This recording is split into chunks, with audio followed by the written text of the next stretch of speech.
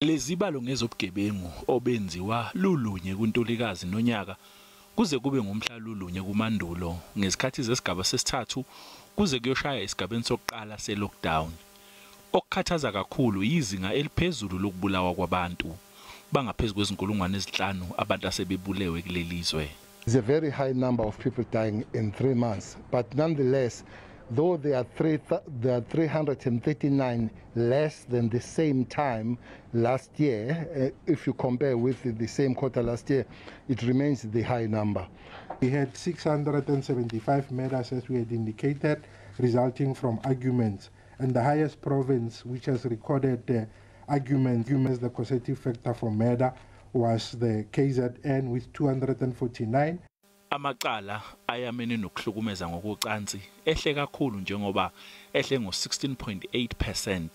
Amacala okudlwengula wona ehle ngamaphesenti ayi-18. The less movement of the people has contributed, but also there was a high availability of security forces. Remember that all soldiers were out there, all police were out there. Lezibalo zikhomba ukuthi utshwala yibona mbangela enkulu yokwenyuka kwezinga lobugebengu ezweni. Izigameko zokubanjwa inkunzi kwezimoto ezithwala imali nazo ziyakhathaza njengoba njengamanje lezibalo zinyuke ngama-24 uma uqhathanisa nesigamu sesithathu sonyaka esedlule. Kusenjalo amaphoyisa athi aya ngokuyinqoba impi yokudunwa kwamaloli.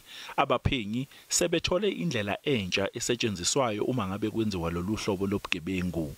Njengoba amaholide kaKhisimusi asesemome nje zikhonjwa ngomunwe izinswelaboya kanti kunxuswa wonke umuntu ukuthi ahlale evule amehlo.